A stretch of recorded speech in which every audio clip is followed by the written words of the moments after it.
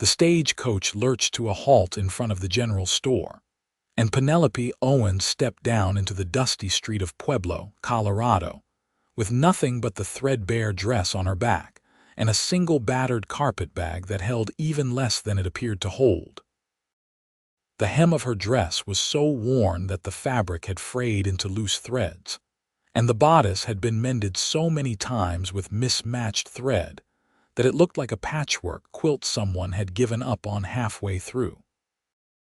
The year was 1878, and she had traveled all the way from Philadelphia with the promise of a new life as a mail-order bride to a rancher named Vincent Vaughn, a man she had never met but whose letters had been kind enough to give her hope when she had nothing left. She stood there in the afternoon sun, feeling the weight of every stare from the townspeople who passed by. A woman in a fine blue dress with lace trim pulled her daughter closer as they walked past, as though poverty might be contagious. Two men loading supplies onto a wagon stopped their work to look her over, their expressions a mixture of pity and curiosity. Penelope wanted to disappear into the ground, but she held her head high and clutched her carpetbag tighter. She had survived worse than judgmental looks. She had survived her father's death, her mother's illness and subsequent passing, and the landlord who had thrown her out onto the street when she could no longer pay rent. She had survived 3 weeks of travel with barely enough food to keep her going. She could survive this too. The general store door opened, and a tall man stepped out onto the wooden walkway. He was broad-shouldered and sun-bronzed, with dark hair that touched his collar and eyes the color of amber in firelight. He wore a clean shirt, sturdy trousers, and boots that had seen plenty of work but were well-maintained. He looked at her for a long moment, and she watched his gaze travel from her face down to her ragged dress and back up again. She braced herself for disappointment or disgust, but when their eyes met, she saw something else entirely. Something that looked almost like anger but not directed at her. "Miss Owens?" he asked, his voice deep and steady. "Yes," she said, willing her voice not to shake. "Mr. Vaughn." He nodded and stepped down into the street, closing the distance between them in 3 long strides.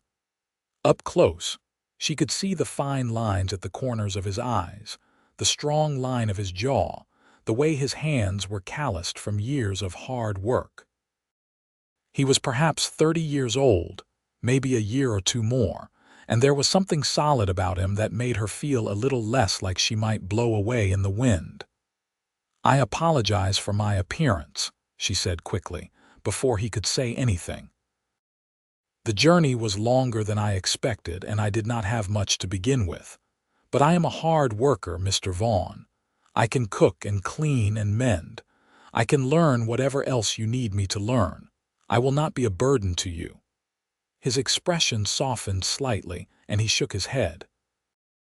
"You do not need to apologize to me, Miss Owens. You need to apologize to no one." He glanced around at the people still watching them, and his jaw tightened.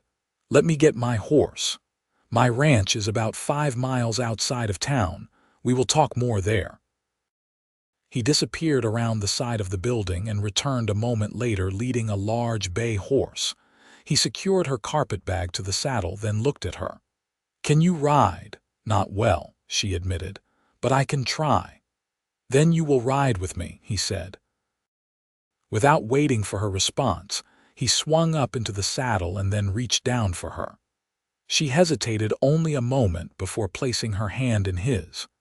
His grip was warm and strong, and he lifted her up as though she weighed nothing at all.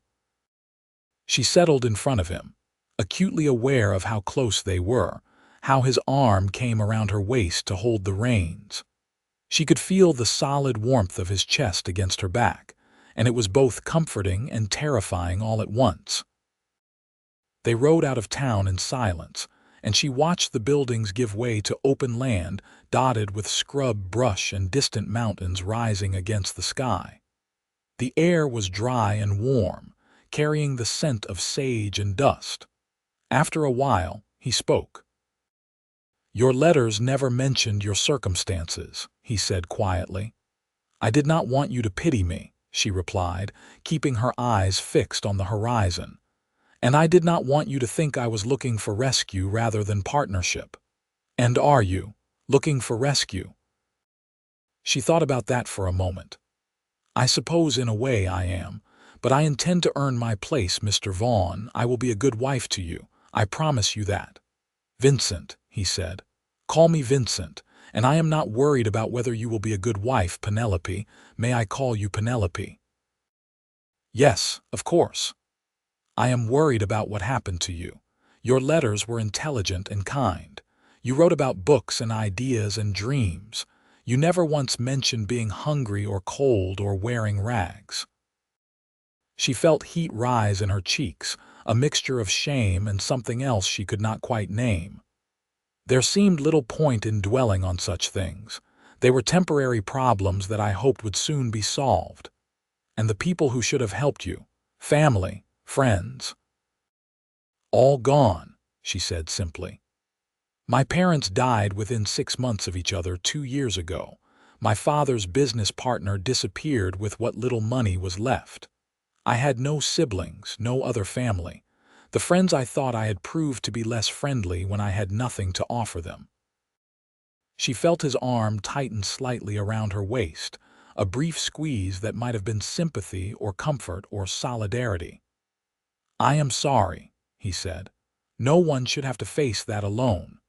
They rode in silence for another few minutes before she saw the ranch house appear in the distance. It was a sturdy wooden structure with a wide porch, larger than she had expected, with several outbuildings scattered around it. There were corrals with horses, a barn that looked well maintained, and fields that stretched out toward the foothills. It was beautiful in a stark, wild way that made her chest ache with something that might have been hope. Vincent brought the horse to a stop in front of the house and dismounted before helping her down. She stood there feeling dusty and overwhelmed while he grabbed her carpet bag from the saddle. "Come inside," he said. "I want to show you something." She followed him up the porch steps and through the front door. The interior of the house was simple but clean, with sturdy furniture and windows that let in plenty of light. He led her down a hallway and opened a door to a bedroom. Inside was a large bed with a quilt, a dresser, a washstand with a pitcher and basin, and a trunk at the foot of the bed. He set her carpet bag down and then walked to the trunk, opening it. "These were my mother's things," he said, pulling out dresses carefully wrapped in paper. "She passed 5 years ago, and my father followed her 2 years later. I kept her clothes thinking that perhaps someday they might be useful. She was tall like you, slender like you. I think they might fit, or at least be close enough that they can be altered." Penelope stared at the dresses he was laying out on the bed. They were beautiful, well-made garments in sturdy fabrics with careful stitching. There was a dark green wool dress, a blue cotton day dress, a brown riding skirt and jacket, and at the bottom of the trunk, wrapped in the most careful layers of paper, a dress made of silk in a deep burgundy color that caught the light and shimmered. "I cannot take these," she whispered. "These were your mother's. They should be saved for someone special." Vincent looked at her with those amber eyes, and there was an intensity in his gaze that made her breath catch. "You are someone special, Penelope, and you deserve this. You deserve so much more than arriving at a strange place in rags, being stared at like you are worth less than you are. You deserve to be treated with dignity and respect. You deserve silk." She felt tears prick at her eyes, and she blinked them back fiercely. She had not cried when her father died, or when her mother followed, or when she had been thrown out onto the street. She had not cried during the long, hungry journey west. But this man's unexpected kindness was threatening to break through every wall she had built around her heart. "I do not know what to say," she managed. "You do not have to say anything. Just accept them, please." He picked up the silk dress and held it out to her. "Try this one. I want to see it on you." She took the dress with trembling hands, feeling the cool smoothness of the silk against her fingers. It was the most beautiful thing she had touched in years. "Should I change now? There is water in the pitcher if you want to wash first," he said. "Take your time. I will be in the kitchen when you are ready. Are you hungry?" "I am always hungry," she said before she could stop herself, then felt embarrassed by the admission. His expression darkened for a moment, that flash of anger again, but she understood now that it was not directed at her. "Then I will make us something to eat. Come out when you are ready." He left the room, closing the door softly behind him. Penelope stood there for a long moment, just holding the silk dress and trying to understand what had just happened. She had expected a transaction, a business arrangement. She had expected to be judged and found wanting, to have to prove her worth through endless work and service. She had not expected this gentleness, this generosity, this sense that maybe, just maybe, she had stumbled into something that could become more than just survival. She set the dress carefully on the bed and poured water from the pitcher into the basin. Using a cloth she found folded nearby, she washed away the dust and grime of travel, scrubbing at her face and neck and arms until her skin felt raw and clean. Then she pulled off her ragged dress, letting it fall to the floor in a heap of worn fabric and broken dreams. She would burn it later, she decided. She never wanted to see it again. The silk dress slid over her head like cool water, settling against her skin with a whisper. It fit remarkably well, perhaps a little loose in the bodice, but nothing that could not be fixed with a few stitches. The color made her pale skin glow and brought out the auburn highlights in her dark brown hair. She looked at herself in the small mirror on the dresser and barely recognized the woman staring back. She looked like someone worth something. She looked like someone who might deserve silk. She found Vincent in the kitchen, working at the stove. The smell of frying bacon and eggs made her stomach clench with hunger so intense it was almost painful. He looked up when she entered, and she saw his expression change, saw something light up in his eyes that made her feel warm all over. "It fits perfectly," he said. "You look beautiful." "Thank you," she said softly, "for the dress, for your kindness, for not turning me away when you saw how I arrived." He set down the spatula and turned to face her fully. "Penelope, I want you to understand something. I asked you to come here because your letters showed me a woman of intelligence and character. I did not care about your circumstances or your possessions. I still do not care about those things. What I care about is the person you are, and from everything I have seen today, you are even more than I hoped for." She felt those treacherous tears threatening again. "You barely know me. Then we will get to know each other. That is what this time is for, is it not? We are not married yet. You can still change your mind if you decide I am not what you want. But I want you to make that decision based on truth, not on desperation or gratitude. I want you to choose me because you want to, not because you have nowhere else to go." The honesty of his words struck something deep inside her. "And if I do choose you, what kind of marriage would this be?" He turned back to the stove, dishing eggs and bacon onto 2 plates. "The kind where we treat each other with respect and kindness, where we build something together, where we become partners, not just in name but in truth." He carried the plates to the table and set them down, then pulled out a chair for her. "I know this is not the romantic beginning you might have dreamed of as a girl. But I promise you, Penelope, I will do everything in my power to make you happy here." She sat down and looked at the plate of food in front of her, more food than she had seen in one place in months. "I stopped dreaming of romantic beginnings a long time ago," she said quietly. "I will settle for kindness and a full stomach and not being afraid all the time." "You do not have to settle," he said, sitting across from her. "Not anymore. Now eat, please. You are so thin I could count your ribs." She picked up her fork and took a bite of eggs, and they were so delicious she nearly cried again. She forced herself to eat slowly, to not shovel the food into her mouth like an animal, but it was difficult. Vincent ate his own food and watched her with those warm, amber eyes, and she felt something shift inside her chest, some tight knot of fear beginning to loosen. Over the next several days, she began to settle into life on the ranch. Vincent showed her around the property, introduced her to his small crew of ranch hands who worked the cattle and maintained the land. There was old Pete, who had worked for Vincent's father and stayed on after both parents died, a weathered man in his 60s with kind eyes and a quiet manner.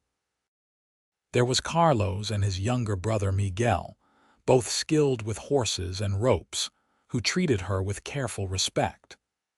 And there was Tommy, barely 20 years old, who turned red whenever she spoke to him and could barely string 2 words together in her presence.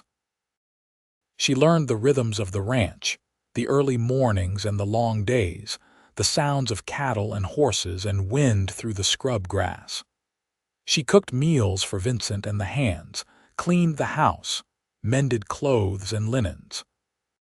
She worked in the small vegetable garden behind the house, coaxing struggling plants back to health with water and attention. She felt herself growing stronger, felt her body filling out as regular meals became normal again, and she watched Vincent. She watched how he treated his men with fairness and respect, how he worked alongside them rather than simply giving orders. She watched how he was patient with the animals, firm but never cruel. She watched how he looked at her when he thought she was not paying attention, with a warmth and something deeper that made her pulse quicken. She watched how he always asked her opinion, how he listened when she spoke, how he seemed genuinely interested in her thoughts and ideas. In the evenings, they would sit on the porch together, watching the sun set over the mountains and talking about everything and nothing. He told her about growing up on the ranch, about his parents and their love for each other and for this land.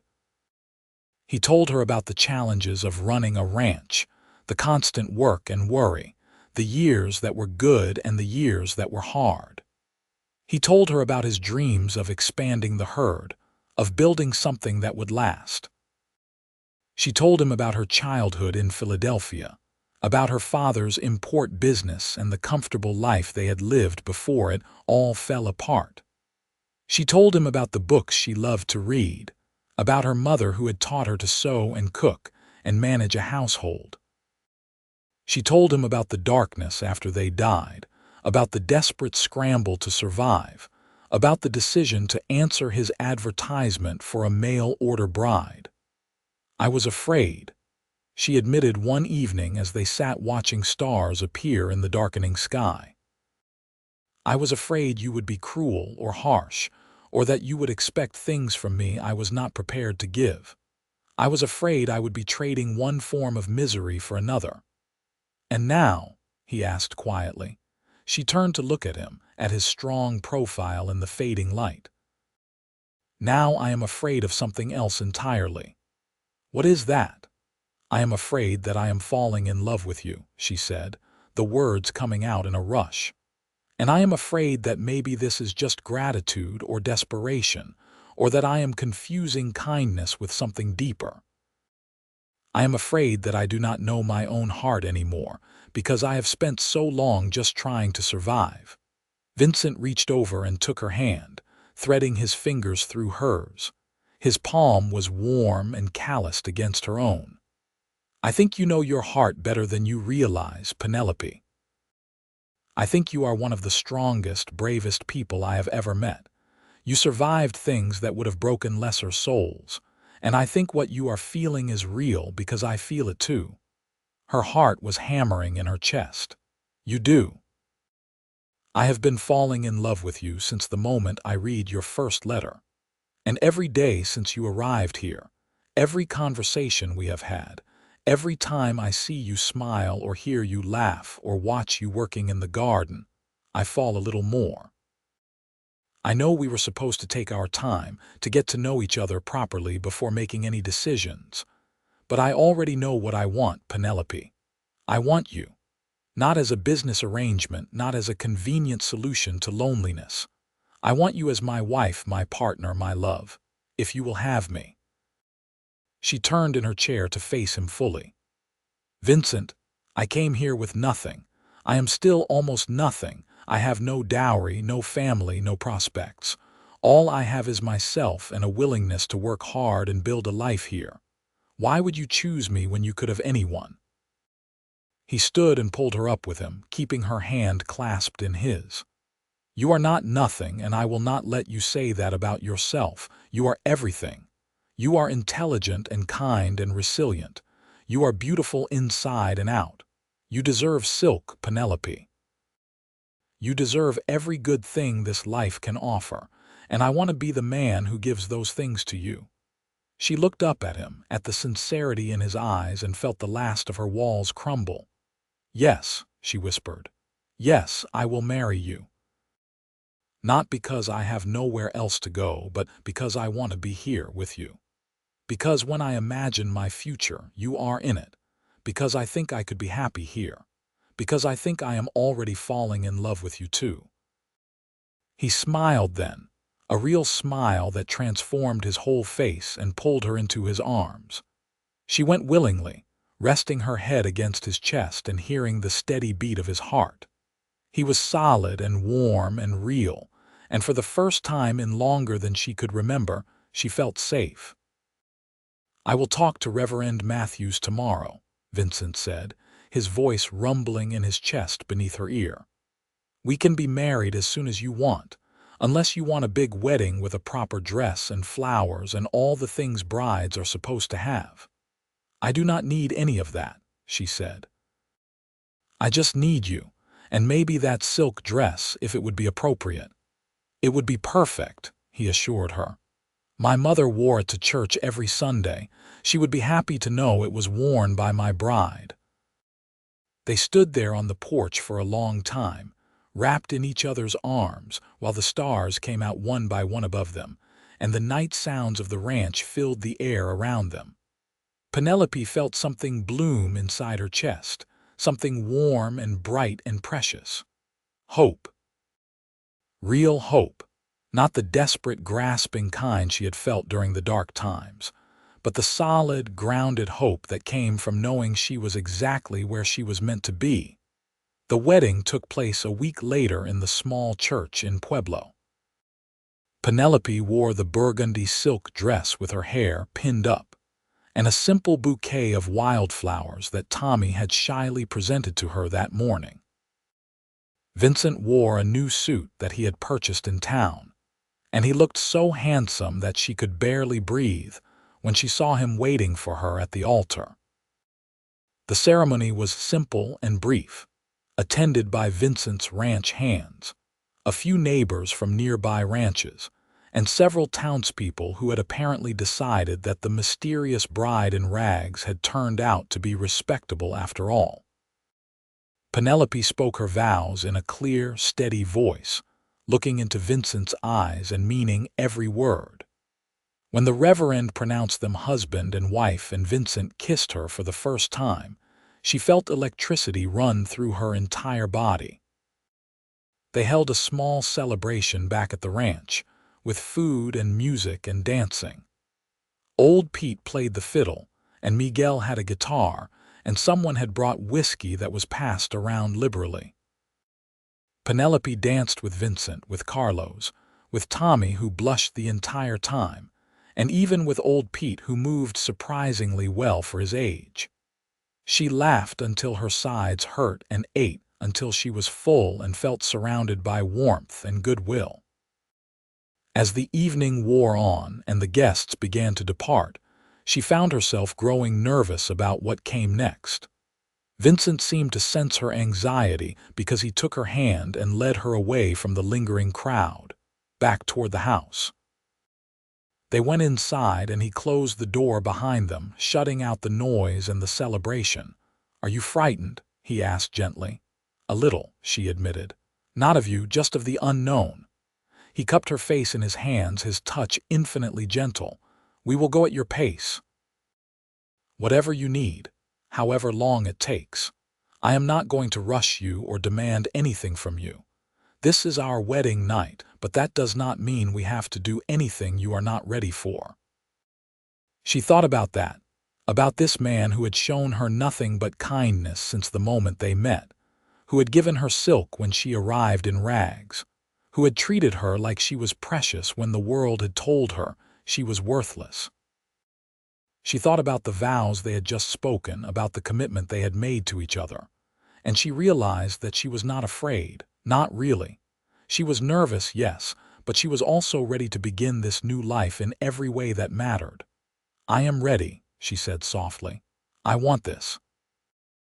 I want you. I want to be your wife in every sense of the word." He kissed her then, deeply and thoroughly, and she felt heat bloom through her entire body. He led her to their bedroom, the one that had been his alone but was now theirs to share, and in the soft glow of lamplight, they came together as husband and wife. He was gentle and patient, taking his time to make sure she was comfortable, to make sure she felt pleasure, not just duty. And when it was over and they lay tangled together in the sheets, she felt tears slip down her cheeks, but this time they were tears of joy, of relief, of gratitude for this unexpected gift of love and home and belonging. "Are you all right?" Vincent asked, wiping the tears away with his thumb. "I am more than all right," she said. "I am happy. I did not think I would ever be happy again, and yet here I am, married to a good man, safe and fed and loved. It feels like a miracle." "You are the miracle," he said, pulling her closer. "You survived when most would have given up. You kept your kindness and your dignity when the world tried to strip them away. You are extraordinary, Penelope Vaughn." She smiled at the sound of her new name. Penelope Vaughn. It sounded right. It sounded like home. The months that followed were the happiest of her life. She threw herself into life on the ranch, learning everything she could about running a household on the frontier. She learned to preserve food, to make soap and candles, to manage supplies and plan for the long Colorado winters. She worked alongside Vincent when he needed her, riding out to help with the cattle or mending tack or doing the hundreds of small tasks that kept a ranch running. She also began to build connections in town. She joined the church ladies' sewing circle, despite some initial coolness from a few of the more prominent matrons. She proved herself through her skill with a needle and her willingness to work hard, and slowly, grudgingly, she was accepted. She made friends with the schoolteacher, a young woman named Sarah who had also come west from back east, and the two of them would have tea together and talk about books and ideas. Vincent proved to be everything she could have hoped for in a husband. He was steady and hardworking, but also capable of surprising tenderness. He brought her wildflowers for no reason. He listened when she talked about wanting to expand the vegetable garden or her ideas for improving the house. He made her laugh with his dry sense of humor, and held her when she woke in the night from bad dreams about the dark time before she came west. Their physical relationship deepened and grew more comfortable as they learned each other's bodies and preferences. There was passion between them, real heat and desire, but also a tenderness that made every touch feel meaningful. She discovered that she loved being held by him, loved the weight of him, loved the way he made her feel both safe and wild at the same time. By the time spring arrived, bringing new grass and new calves, and the promise of a good year, Penelope realized she had not had her monthly courses in quite some time. At first, she thought it was just the stress of adjustment, the way her body had been when she was starving and desperate. But as the weeks passed, and certain symptoms began to manifest, she realized what it meant. She was pregnant. She told Vincent one evening in their bedroom, nervous despite knowing he would be happy. "I think I am with child," she said, watching his face carefully. His expression went from surprise to pure joy in the space of a heartbeat. "Truly, I think so. I am nearly certain. All the signs are there."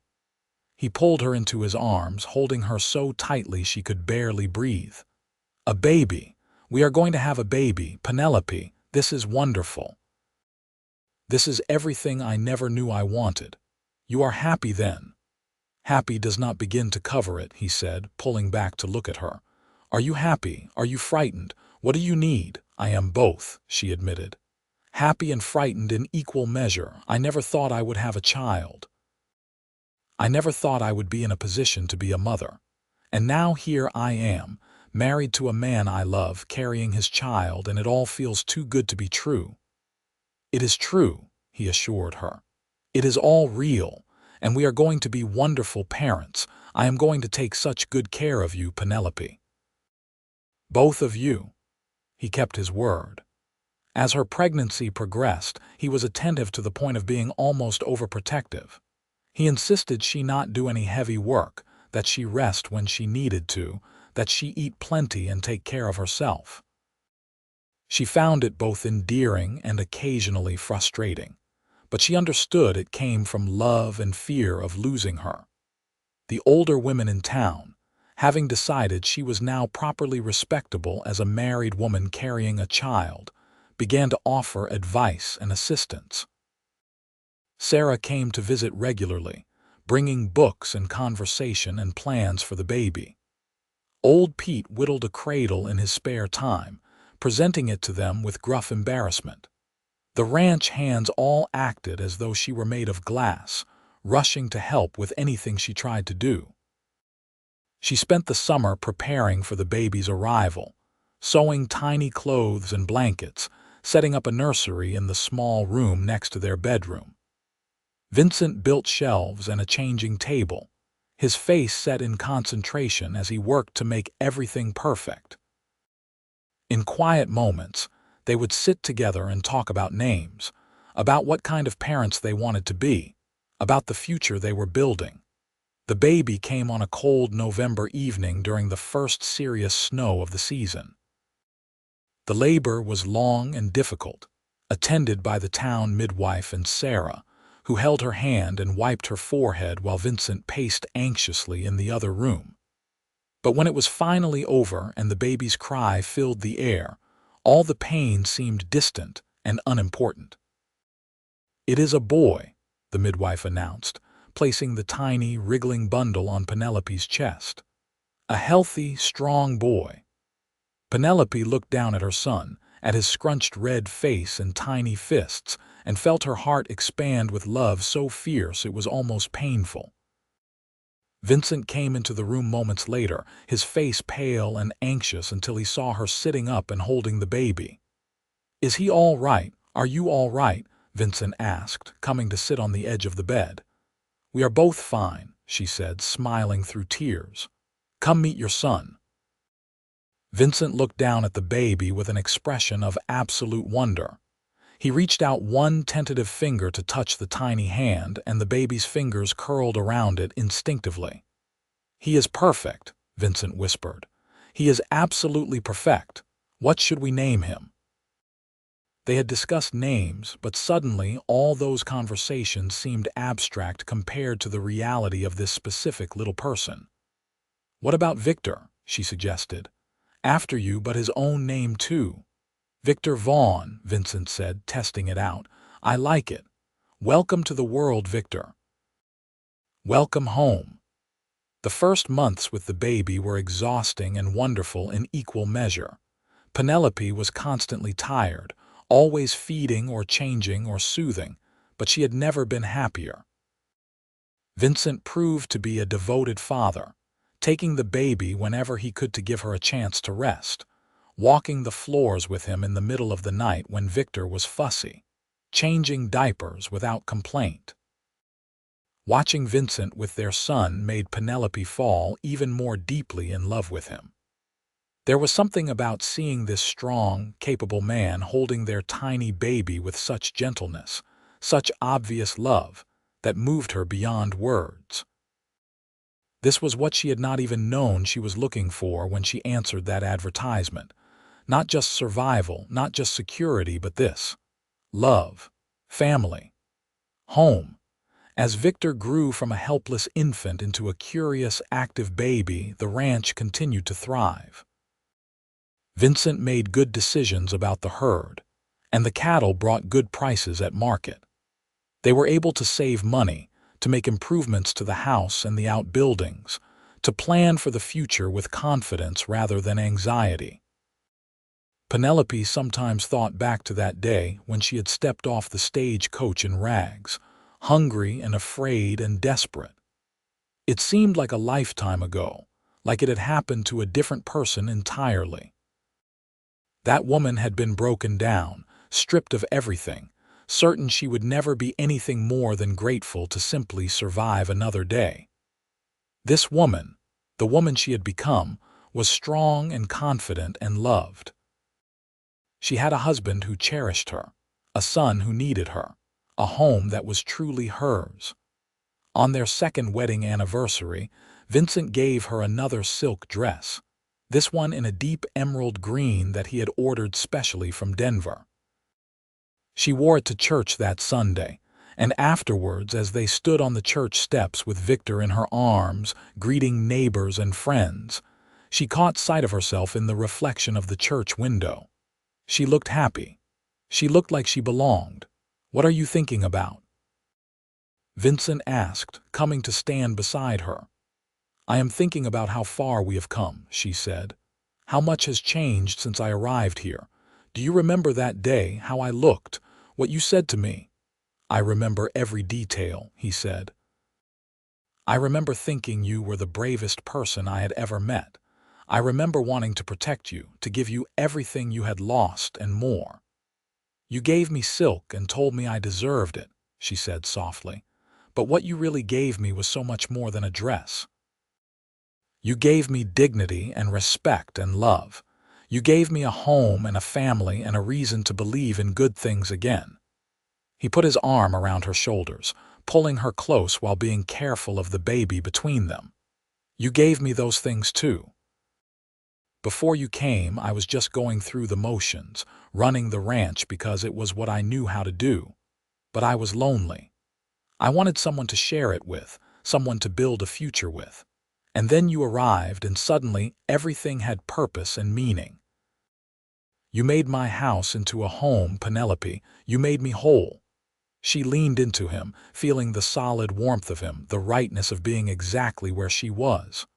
"I love you," she said. "I love you so much it frightens me sometimes." "Do not be frightened," he said. "I am not going anywhere. We have years ahead of us, decades. We are going to grow old together, watch our son grow up, maybe have more children if we are blessed. We are going to build something lasting here." And they did. Over the years that followed, the ranch continued to prosper. They expanded the herd, purchased more land, built a new barn and additional corrals. Victor grew into a bright, energetic little boy who loved the ranch and the animals, and following his father around like a shadow. 2 years after Victor was born, they welcomed a daughter they named Violet, a tiny girl with her mother's auburn hair and her father's amber eyes. 3 years after that came another son, Vernon, who was quieter than his siblings, but just as loved. Penelope became a respected member of the community, known for her intelligence, her work ethic, and her kindness. She served on committees, organized church socials, mentored other women who came west seeking new lives. She never forgot where she had come from, never forgot what it felt like to be desperate and afraid, and she made sure that anyone who came to her door hungry or in need was helped.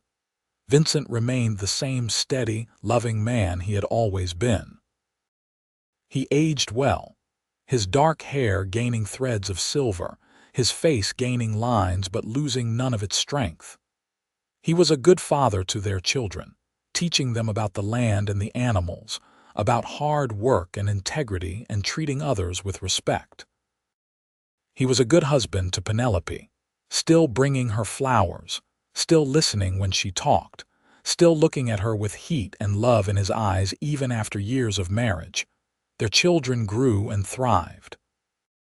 Victor showed an aptitude for ranching and a head for business, and Vincent began teaching him everything he knew. Violet was bright and curious, always reading, always asking questions, with plans to become a teacher like Miss Sarah.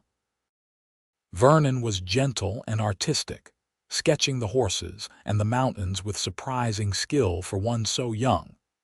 On their 10th wedding anniversary, Vincent took Penelope on a trip to Denver, their first time away from the ranch, and the children for more than a day since they had married. They stayed in a hotel, ate in restaurants, saw a show at the theater. It was wonderful and exciting, but by the third day, they both admitted they missed home and their children and were ready to return. On the train ride back, Penelope looked out the window at the passing landscape and thought about the path her life had taken. "Do you ever wonder what would have happened if I had not answered your advertisement?" she asked. "Where I would be now?" Vincent took her hand, threading his fingers through hers the way he had done so many times before. "I try not to think about that," he said, "because it is too terrible to contemplate. You might have died, Penelope. You were so close to the edge when you arrived. It terrifies me to think of you alone and desperate with no one to help. But I did answer," she said. "And you did help. You gave me more than silk, Vincent. You gave me a life worth living." "We gave each other that," he said. "I was existing before you came, not really living. You changed everything for me, made everything better and brighter and more meaningful." She rested her head on his shoulder, watching the landscape roll by. "I am so grateful," she said quietly. "Every single day I wake up grateful for this life we have built together." Years continued to pass, marked by the changing seasons and the growth of their children. Victor married a neighboring rancher's daughter when he was 22, a practical girl named Martha who loved the ranch as much as he did. They built a house on the far edge of the property and began raising cattle of their own, though they worked closely with Vincent to coordinate efforts. Violet did indeed become a teacher, taking over the schoolhouse in Pueblo when Miss Sarah retired. She married a lawyer from Denver, and though Penelope worried she might move away to the city, Violet and her husband chose to settle in Pueblo, with him opening a practice in town. Vernon's artistic talents only grew as he got older, and at 18 he went to San Francisco to study at an art school, supported fully by both his parents. He wrote letters home regularly, filled with descriptions of the city and his studies, and his dreams of becoming a real artist. Penelope missed him terribly, but was proud of his courage in pursuing his passion. The ranch continued to thrive even as Vincent aged. He handed over more and more of the daily operations to Victor, but still rode out most days to check on things, unable to fully let go of the land he loved. Penelope's hair turned silver, and her face gained wrinkles, but Vincent told her she was just as beautiful as the day she stepped off that stagecoach, and the way he looked at her made her believe it. They became grandparents, first to Victor and Martha's twin boys, then to Violet's daughter, and finally to 3 more grandchildren in quick succession. Penelope loved being a grandmother, loved having the little ones come visit the ranch, loved spoiling them in ways she had never been able to spoil her own children when money was tighter and life was harder. On their 25th wedding anniversary, their children threw them a party at the ranch, inviting everyone from town and all the neighboring ranches. The house and yard were filled with people, with music and food and laughter. Old Pete was long gone, but Carlos was still there, gray-haired but still working, and Miguel had taken over as foreman. Tommy had married and moved to Montana, but he sent a letter of congratulation. As the sun set and the party wound down, Vincent took Penelope's hand and led her away from the crowd, out toward the small hill behind the house where they used to sit and watch the stars when they were newlyweds. They climbed the hill slowly, their bodies not as spry as they once were, and sat down in the grass. 25 years, Penelope said, looking out at the ranch spread below them at the life they had built. It seems impossible that so much time has passed, and yet here we are. Best 25 years of my life, Vincent said. Every single day with you has been a gift.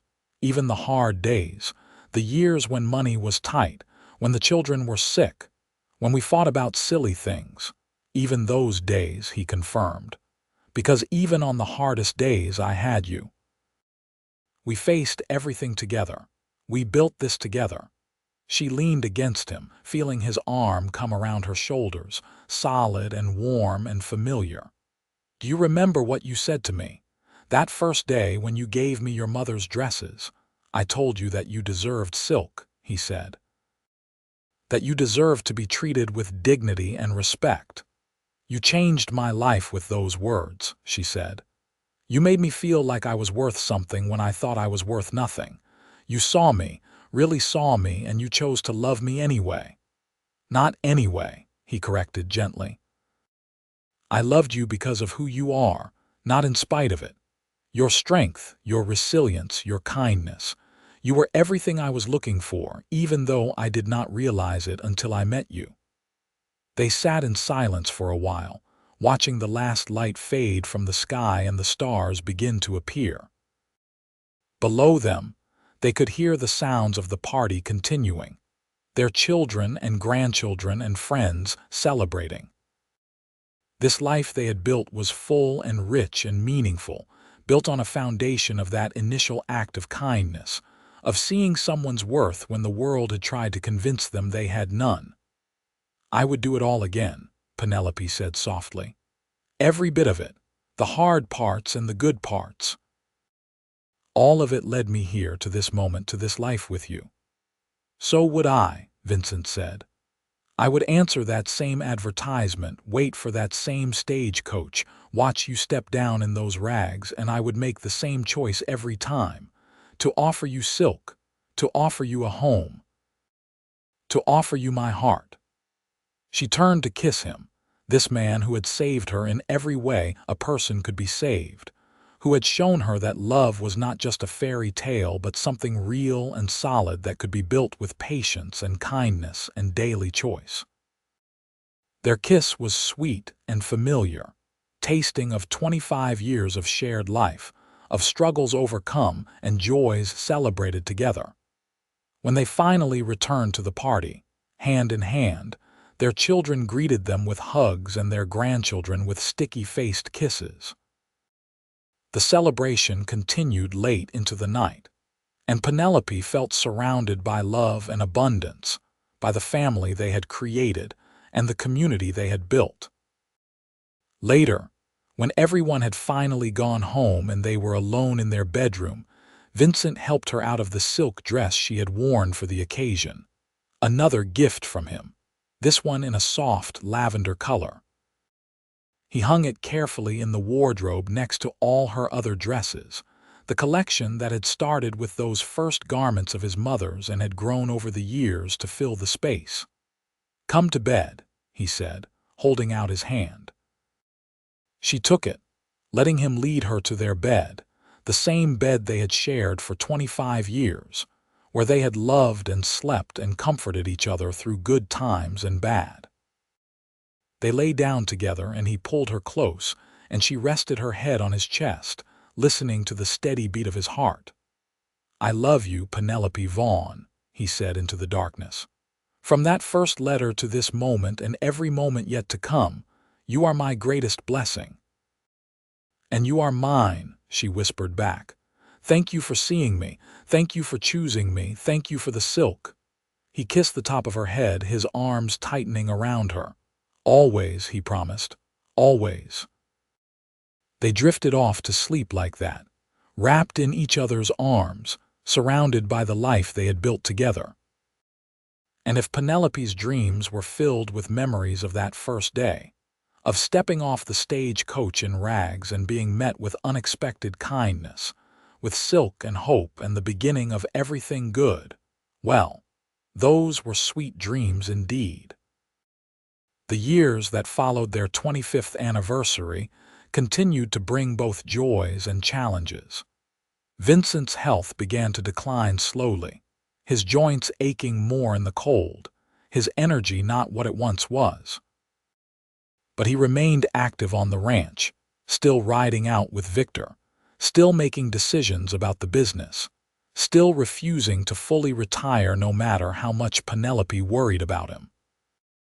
Vernon returned from San Francisco with a portfolio full of paintings and a reputation as a skilled landscape artist. He set up a studio in Pueblo and began selling his work to wealthy families in Denver and beyond. His paintings of the ranch, of the mountains and the cattle and the wild Colorado landscape became particularly sought after. He never married, content with his art and his independence, but he visited the ranch often and remained close to his parents and siblings. Violet and her husband gave Penelope and Vincent 3 more grandchildren, and Victor and Martha added 2 more to the growing brood. The ranch house that had once seemed so spacious now felt wonderfully crowded whenever all the family gathered, filled with the noise and chaos and joy of multiple generations living and loving together. Penelope continued her work in the community, now as the respected matriarch of one of the area's most successful ranching families. She helped establish a lending library in Pueblo, served on the school board, and quietly assisted countless families who fell on hard times. She never forgot those desperate days before she came west, and she made sure no one in her community went without help if she could provide it. On a warm spring day just after their 30th anniversary, Vincent collapsed while working in the barn. Victor and Miguel got him to the house, and the doctor was summoned from town. Penelope sat by his bedside, holding his hand and refusing to leave, while their children gathered and waited with worried faces. The doctor examined him thoroughly and then delivered the news that his heart was weak, that he needed rest and care, that he could not continue working the way he had been. Vincent protested, but one look at Penelope's face, at the fear and determination there, and he relented. "Fine," he grumbled. "I will rest, but I am not an invalid and I will not be treated like one." "No one thinks you are an invalid," Penelope said firmly, "but you are going to take care of yourself, Vincent Vaughn. I did not come all this way and build this life with you just to lose you because you are too stubborn to rest when you need to." He looked at her for a long moment, then smiled. "Yes, madam." True to his word, he did rest more, letting Victor take over the bulk of the ranch work while he supervised from the porch or the yard.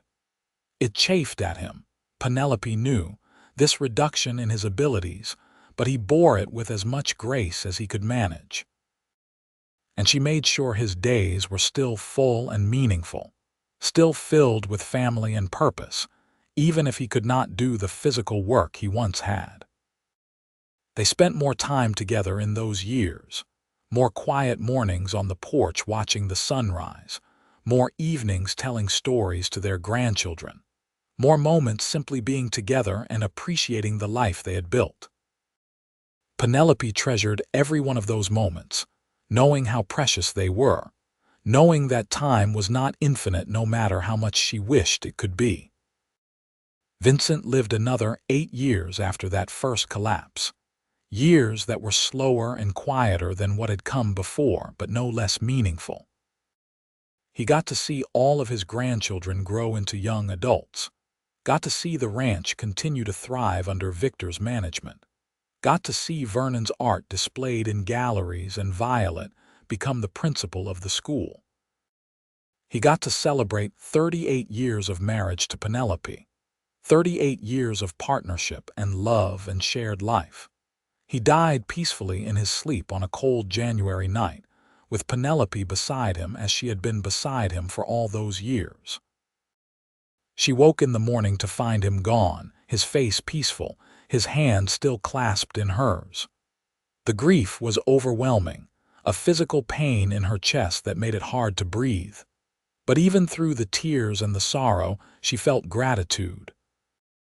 Gratitude for the years they had had together, for the love they had shared, for the life they had built. The funeral was large, attended by what seemed like half of Colorado. Vincent had been respected and loved, and people came from miles around to pay their respects. Penelope stood at the graveside in a black silk dress, surrounded by her children and grandchildren, and felt both utterly alone and completely supported all at once. In the weeks and months that followed, she learned to navigate life without Vincent by her side. It was hard, harder than anything except those desperate days before she came west. But she was not alone. Victor and Martha insisted she stay on at the ranch, in the house she had made into a home. Violet visited every week, and Vernon came to stay for long stretches, setting up his easel in the room that had once been the nursery and painting while keeping her company. She found purpose in her grandchildren, in continuing her community work, in maintaining the gardens and the house. She found comfort in memories, in the silk dresses Vincent had given her over the years, in the letters he had written during their courtship that she had saved, in the life they had created together. On what would have been their 40th anniversary, she climbed the hill behind the house, moving more slowly than she once had, but still strong enough to make the trek. She sat in the spot where she and Vincent had sat so many times over the years, looking out at the ranch spread below. The sun was setting, painting the sky in shades of orange and pink and purple, and she could almost feel Vincent beside her. "We did it," she said softly to the empty air. "We built something that lasted, something good and true. Our children are happy and successful. Our grandchildren are growing up loved and secure. The ranch is thriving. We did it together, Vincent, just like you promised we would." A breeze kicked up, rustling through the grass, and she chose to believe it was his answer. She sat there until the stars came out, one by one, remembering a younger version of herself who had stepped off a stagecoach in rags, desperate and afraid, and the man who had looked at her and seen not her circumstances but her worth. The man who had given her silk and told her she deserved it. The man who had given her everything. Penelope lived another 12 years after Vincent's death, long enough to see great-grandchildren born, long enough to see Vernon's work displayed in museums, long enough to see Violet become superintendent of schools for the entire county, long enough to see Victor expand the ranch to twice its original size. She lived long enough to know that what she and Vincent had built together would continue long after she was gone.